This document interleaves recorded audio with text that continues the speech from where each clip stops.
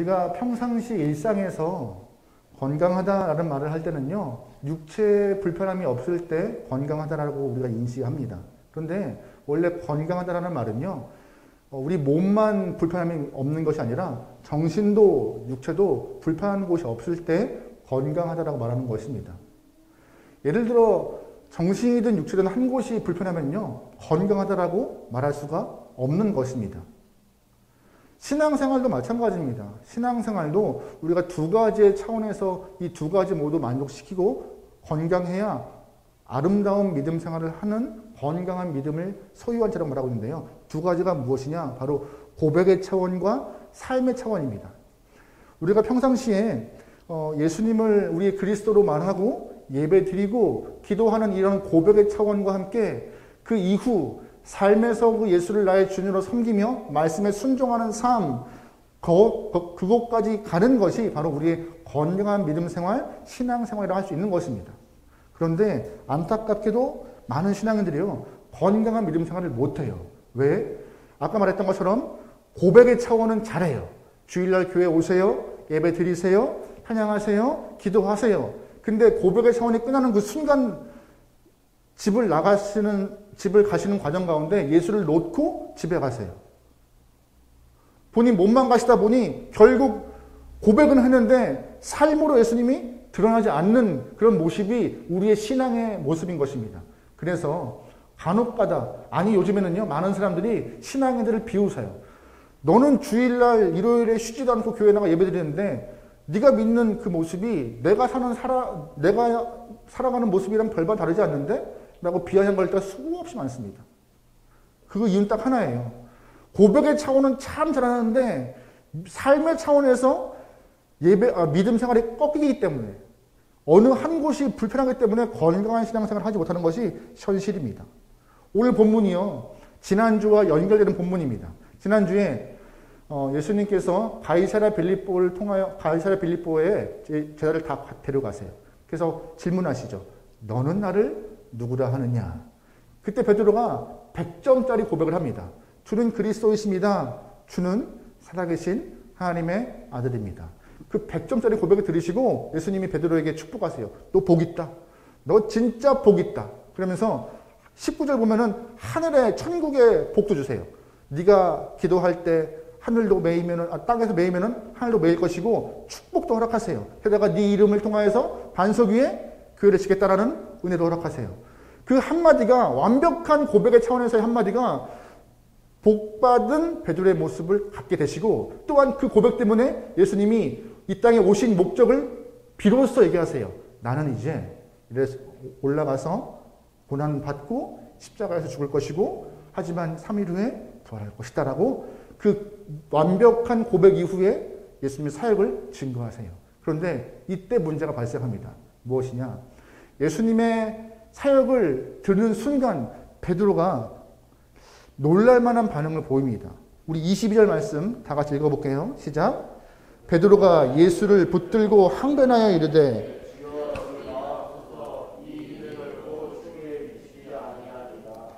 분명 말씀드렸습니다. 베드로의 그 고백을 통하여서 예수님이 비로소 본인의 이 땅에 온 목적과 사역을 증거하셨다고요. 근데 베드로가 22절 보면은 어떻게 본인의 감정을 표현하고 있어요? 22절. 한 단어로요. 항변하다. 그냥 예수님이 안 돼요가 아니라 항변하는 거예요. 항변. 여기 나오는 항변이라는 단어가 헬라어로 표현하면은 비난하다, 꾸짖다라는 뜻이 있어요. 그러면 베드로가 예수님을 비난하면서 예수님 정말 그러시게요? 안 되는 거예요. 그럴 수가 없는 거예요. 라고 크게 경향되게 말하고 있는 것이에요. 그냥 말리는 것이 아니라, 간구하는 것이 아니라 비난하고 꾸짖으면서. 한편으로는 베드로의 마음을 이해해요. 예수님을 사랑하는 것은 인간적인 마음을 이해해요. 같이 오래 있고 싶은 마음 이해해요. 예수님과 함께 신앙생활을 더하고 싶은 마음도 이해해요. 하지만 예수님은 그 베드로의 거친 사랑의 표현을 이해하지 않으셨어요. 오히려 너의 그 거친 표현이, 너의 그 격양된 감정의 표현이 하나님의 뜻을 왜곡시키고 나를 통하여서 인간들을 구원시키고자 하는 하나님의 마음을 꺾어버리는 하나님의 도구가 되었다고 혼내십니다. 우리 23절 말씀 다 같이 읽어볼게요. 시작. 예수께서 돌이키시며 베드로에게 이르시되 사단아 내 뒤로 물러가라. 너는 나를 넘기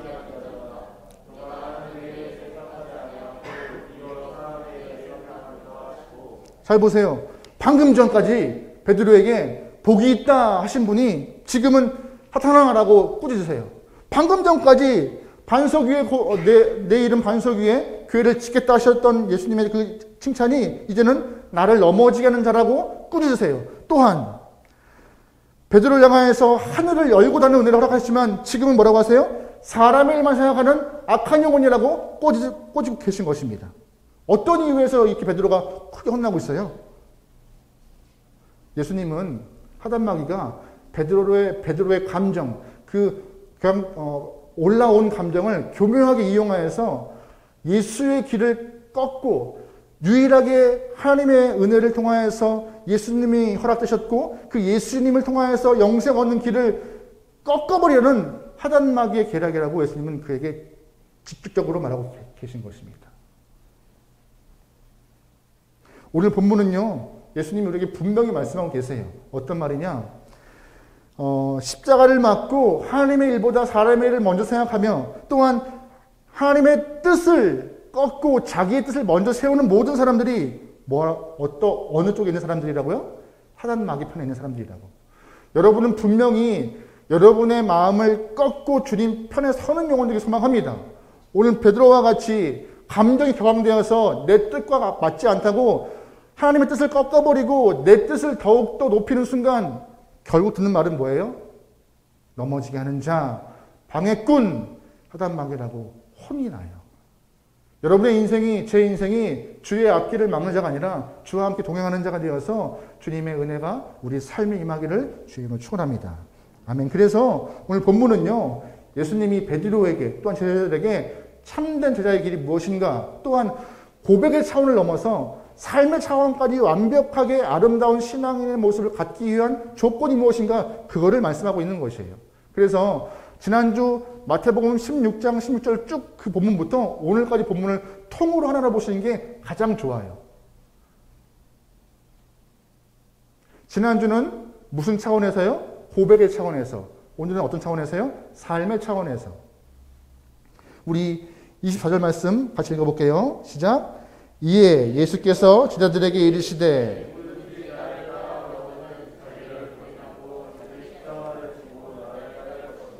아멘. 질문 하나 드리겠습니다. 제자가 뭐예요? 제자. 우리가 익히 알고 있는 말은요, 제자라 하면 배우는 자입니다. 맞죠? 근데 오늘 본문은 나에게 배우려거든 이란 말이 있나요? 아니에요. 제자라 하면 어떻게 표현되고 있어요? 따라가는 자입니다. 예수님은 우리에게 말씀을 배우고 교리를 배우고 성경을 배우는 것을 제자라 하지 않으시고 어떤 사람을 제자 말씀하세요? 따르는 자. 즉 제자의 기본적인 믿음의 생활의 기본적인 것은요, 배우는 것이 아니라 따르는 것임을 여러분 꼭 기억하면서 말씀을 좀 보면 좋을 것 같아요. 건강한 신앙은요, 고백의 차원에서만 열심히 주님을 고백하고 찬양하고 열심히 예배하는 것이 아니라 삶의 차원에서 따라갈 때 뭐라 하시는 거예요? 제자. 제자 훈련 1단계, 2단계에 맞췄다고 제자되는 거 아닙니다. 제자 훈련 한 번도 안 해보고 말씀 공부 한 번도 안 해보고 그래도 이 예수의 말씀을 내가 믿으며 삶으로 표현될 때 뭐라고 하시는 거예요? 제자. 근데 우리는 배우려고만 목을 매요. 조금 더 알려고만 목을 해요. 그리고 알아서 이 머릿속에 채우려고 해요. 채우면은 내가 제자가 될 것이다라는 꿈을 갖고 있어요. 그건 꿈입니다. 꿈. 배우는 이유는요, 머리에 있는 지식을 어디로 끌어내는 거예요? 가슴으로. 가슴에서 손과 발로 전달되어서 표현낼 때 아름다운 것입니다. 근데 제가 가끔씩 말씀드리죠. 아무리 많이 배우고 아무리 많이 들어도 말씀이 여기에 맺히는 순간, 안 내려오는 순간 여기서 여기가 제일 멀어요. 머리에서 가슴이 제일 멀고요. 가슴에서 손은 더 멀어요. 그래서 우리가 쉽게 제자라 말하고 쉽게 믿음 생활 말하지만 솔직히 말씀드리면 신앙생활은 그렇게 쉬운 거 아닙니다. 그럼에도 오늘 본문에서는 우리에게 어떻게 하면은 참된 제자의 길을 갈 수 있는가, 어떻게 하면은 고백의 차원을 넘어서 아름답게 삶의 차원으로 우리가 충만한 은혜를 경험할 수 있는가, 그 방법을 알려주세요. 첫 번째 무엇이냐? 바로 자기를 부인하고 자기 십자가를 지는 것이라고 말씀하고 계십니다. 즉 자기를 부인하는 것인데요. 지금까지 삶의 주인이 나였다면은 삶의 주인이 누구라고 고백하는 거예요? 예수. 삶의 주인이 내가 아닌 순간 내 뜻이 있어요? 없어요. 내 뜻이 없다 보니까는 말씀대로 내가 거기에 끄덕끄덕 거리고 말씀에 내가 반응하는 것이고 말씀에 내가 움직이는 것이고 그것을 우리가 순종이라 하는 것이죠. 그래서 자기 부인, 자기 부정은요, 결국 나에게는 no 하고 예수님에게는 yes 하는 게 자기 부정, 자기 부인입니다. 예수님께서 잡히시던 밤 베드로가 예수님을 향하여서 3번 부인해요. 분명 예수님은 자신에게 부인하려 했는데 베드로는 누굴 부인해요? 예수님을 부인해요. 결정적인 순간에. 근데 베드로를 뭐라 할 수 없어요. 우리도 그러고 있으니까요. 하지만 감사한 것은 베드로는 부인한 것으로 끝나는 것이 아니라 예수님을 모른 척하는 것으로 끝나는 것이 아니라 회개하면서 다시금 믿음을 회복하여 아름다운 모습으로 믿음의 선배의 자리에 서 있어 주었습니다. 저와 여러분도 그러면 돼요. 가끔씩은 우리가 주님을 외면하기도 하고 우리를 주님을 외면하고 말씀을 꺾어버릴 때가 많지만 다시금 회개하여서 주님 나에게는 스스로 노하고 말씀에 예스하며 주님께 예스하는 믿음의 영혼 되겠다고 나아가면 되는 거예요. 그런 모습이 바로 제자의 시작이라고 말하고 있습니다. 그래서 오늘 이 마태복음에 있는 내용과 똑같은 기사가 있는 내용이 있는 누가복음 말씀 보면요. 이렇게 표현되고 있어요. 누가복음 9장 23절 말씀인데 같이 읽어볼게요. 시작. 또 무리에게 이르시되 아무든지 나를 따라오려거든 자기를 부인하고 십자가 지는데 또 한 말이 추가되었어요. 어떤 말이죠? 날마다. 나를 부인하는 거 한 번은 가능하지만 그 한 번이 우리의 삶을 전체 관장하지 못하니까는 어떻게 해요? 날마다 나를 꺾는 일이 있어야지만이 이것이 삶의 주도권을 넘겨드리는 그 모습이 가져야지만이 참된 제자, 고백의 차원에서 삶의 차원으로 넘어갈 수 있는 아름다운 신앙으로 갈 수 있는 첫 번째 길이라고 말하고 있는 것입니다. 여러분 제가 질문 드려볼게요. 우리가 믿음으로 사는 것이 뭐예요? 믿음으로 사는 것. 그거는 목사님이 알려주셔야죠. 알려드리겠습니다. 갈라디아서 2장 20절 볼게요. 같이 읽어요. 시작. 내가 그리스도와 함께 십자가에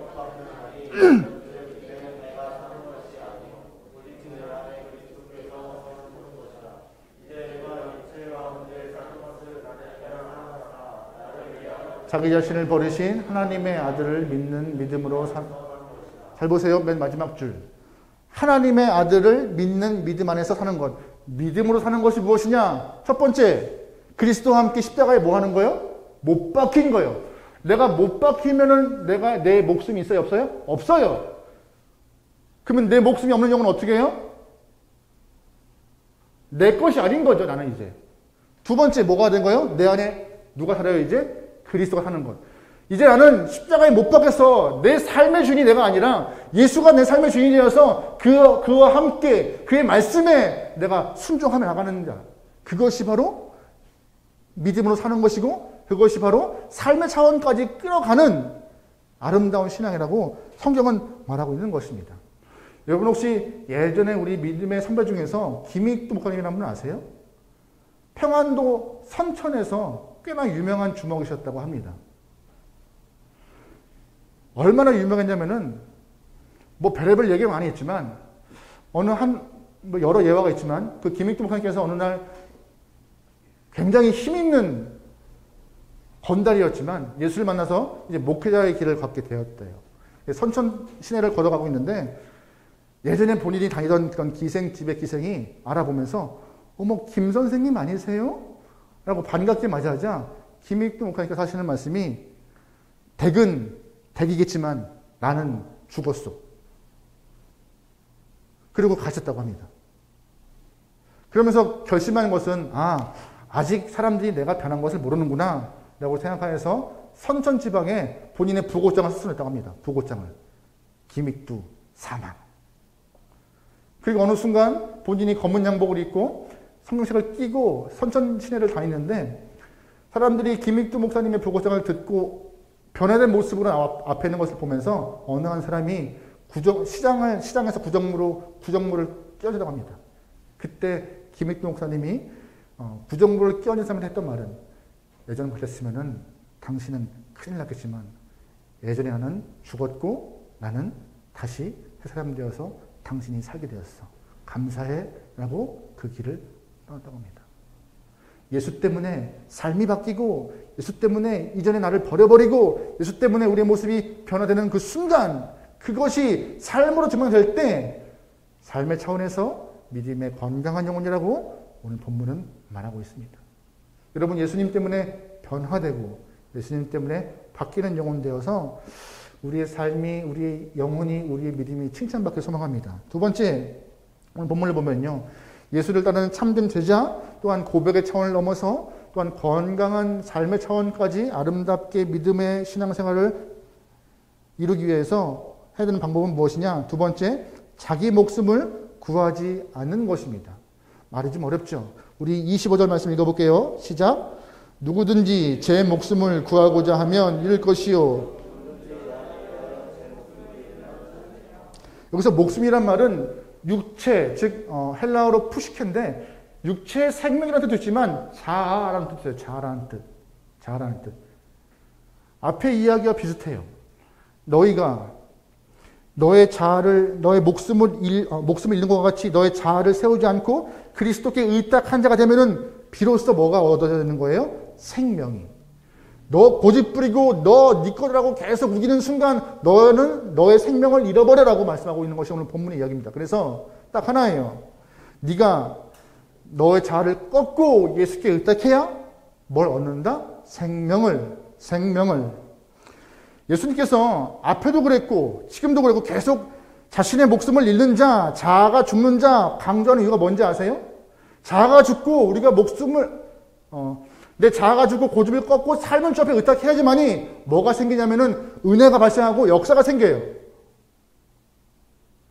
잘 보시면 가나 혼인잔치 기억하세요? 예수님이 처음으로 했던 이적입니다.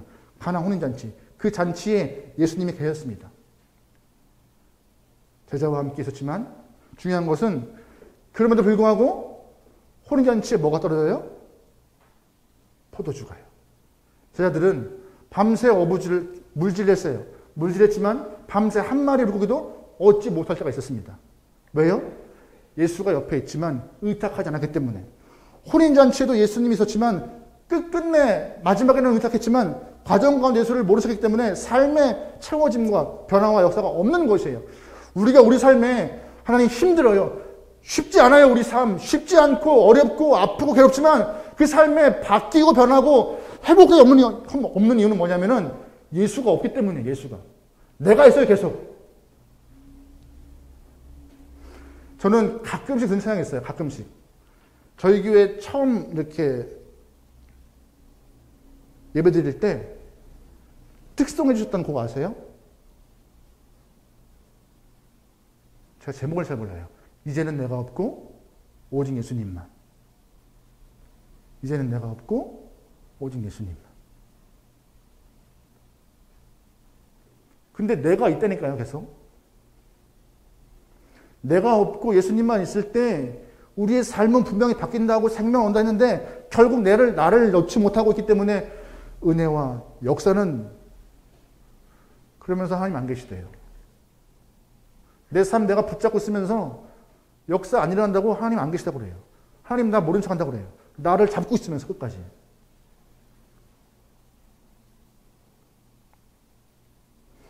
여러분 삶에 시퍼렇게 살아있는 여러분 자아를 좀 내려놓고 주 앞에 의탁해 보세요. 그러면 아까 본문에 뭐라고 되어 있어요? 자아를 꺾는 자, 목숨을 잃는 자, 결국 누굴 위하여 목숨을 잃는 자? 예수를 위해 목숨을 잃는 자가 뭘 얻어요? 찾아요. 찾는 것이 그냥 잃어버린 걸 찾는 것이 아니라 오늘 본문에 의하면은 헬라어로 표현하면은 구원을 얻는 것을 의미하고 있는 거예요. 구원을 얻는 것. 즉 자아를 꺾고 예수께 기탁하는 자 구원을 얻는다. 생명을 얻는다. 여러분 한번 제가 또 한번 질문 드려볼게요. 여러분 육신의 목숨과 영혼의 목숨, 영생 중 어떤 것이 더 중요하세요? 다 중요해요. 제가 육신의 목숨을 하찮게 여기는 것이 아닙니다. 하지만 육신의 목숨은 70년, 길게는 80년 그래요. 많이 잡아서 100년까지 잡아요. 하지만 100년 이후면 끝나버려요. 죄송합니다. 저 좀 있으면 50입니다. 저 반 지나왔어요 벌써. 반 안 되나? 반 될 거라 믿고, 그죠? 근데 하나님이 허락하신 그 영생의 생명은요, 기한이 없는 것입니다. 근데 우리는 어디에 목숨 걸어요? 우리가 이 땅에 있는 이 70년, 80년, 길게는 100년의 목숨 걸어서 하나님이 허락하시는 영생도 잃어버리고 삶의 역사와 은혜도 다 까먹고 결국 각기 제 길로 가는 그런 미련한 신앙인의 삶을 살아가고 있는 것이 우리의 현실임을 꼭 기억하세요. 그래서 말씀하세요. 나를 따르거든 십자가 지고 부인하고 네 목숨 구하고자 애쓰지 말고 네 자를 꺾고 나에게 의탁하고 의존하라고. 그것이 영생을 얻고 생명을 얻고 구원 얻고 은혜를 경험하는 길이라고.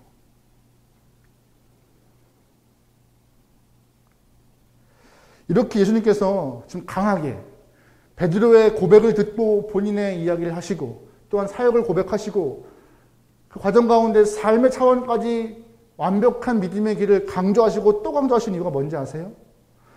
고백의 차원과 삶의 차원까지 완벽해야 아름다운 신앙인이라고 고백하는 이유가 뭔지 아세요? 우리에게 그렇게 살라고 계속 말씀하신 이유가 뭔지 아세요? 27절에 그 답이 있습니다. 같이 읽어요. 시작. 인자가 아버지의 영광으로 그 천사들과 함께 오리니. 아멘. 잘 보시면 베드로는 예수님이 죽으면 끝나는 것으로 알고 있었어요. 주님 그리스도시요 살아계신 하나님 아들이라는 고백을 듣고 예수님이 이제 본인의 사역을 얘기하세요. 나 이제 올라갈 거야. 고난 받을 거야. 죽을 거야. 하지만 살아날 거야. 근데 그 살아나는 얘기를 싹 잊어버려요. 예수님 죽으시면 안 돼라고 말리는 거죠. 예수님이 말씀하셔요. 아니야. 괜찮아. 너 내 지금 방해꾼이니까 정신 차려. 나는 다시 올 거야. 라고. 다시 올 거야. 라고. 우리에게 이 말씀이 정말 큰 소망이고 위로가 되는 말씀이십니다. 우리가 짓는 것 같고 손해보는 것 같고 억울하고 답답하지만 믿음 생활을 하는 것이 도움되는 것이 아무것도 없는 것 같지만 결국 뭐 때문에요? 허락하신 영생과 나중에 행한 대로 갚으실 그 은혜의 약속 때문에. 저는 이 말씀이 제 삶의 중심입니다. 갚으시라 믿습니다. 근데 우리는요, 준비 잘 안 해요. 여러분, 노후 준비 다 하고 계시죠? 노후 준비. 연금 드시고, 뭐 여러 가지 뭐 하시고 계시죠? 아, 안 하시나 보다.